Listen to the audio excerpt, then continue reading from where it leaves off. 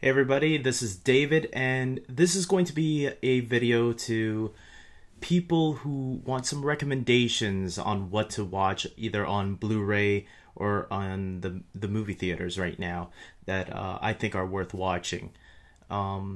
Because I'm always getting people asking me, not always, but sometimes, asking me, hey David, what movie do you recommend right now for me to watch? And I thought, why not start a video where I can recommend people to like what movies are probably worth seeing right now. Now, I'm not gonna say these movies will guarantee entertain you, but they entertained me. And if you agree with my opinion or something like that, subscribe to my channel. That's number one. Number two, like this video, and maybe I'll make this an ongoing thing. Every month I'll make a video like this where I recommend movies. If you haven't seen X-Men Days of Future Past, I totally recommend that. X-Men Days of Future Past is my favorite movie by far this year.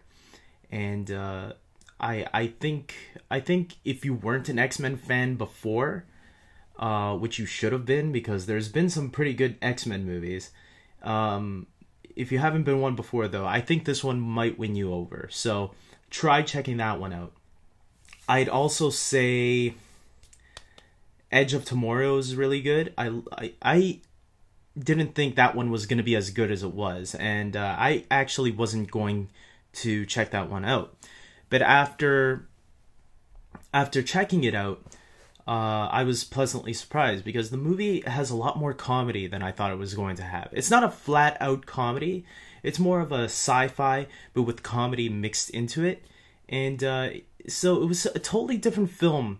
The trailers really sucked for this movie. That's why I wasn't going to see it. But the only reason I saw it is because I heard other reviews saying that it was really surprisingly very good and that the marketing for this movie sucks. And after watching the movie, I can heavily agree with that. Edge of Tomorrow was a really good movie. How to Train Your Dragon 2, for those of you that love animated movies right now, How to Train Your Dragon 2 is worth checking out, especially if you have kids. Although I think you can enjoy it. If you enjoyed the first one, I think you'll enjoy this one. Some people are enjoying it more. I didn't think it was as good as the original, but I still thought it was pretty good. And I had a fun time at the theater watching it. Comedy, I'd say 22 Jump Street was really funny. And so was Neighbors. I loved both of them. But if I had to pick one, I'd probably go with 22 Jump Street. I enjoyed the random comedy of it all. And it's funny because the two directors of 22 Jump Street are also responsible for the Lego Movie, which has just came out on Blu-ray this week. So go check out the Lego Movie if you haven't checked it out. Check it out. I guarantee you'll, if you like the style of comedy that 22 Jump Street has, you'll love the Lego Movie. The only difference is Lego Movie, it's more for family, but I think there are a lot of jokes in there that adults will get and kids won't.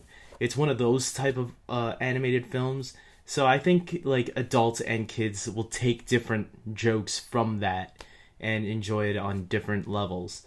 Speaking of Blu-ray and DVD or digital download or whatever, however you watch rental films nowadays, check out Robocop, the new Robocop film.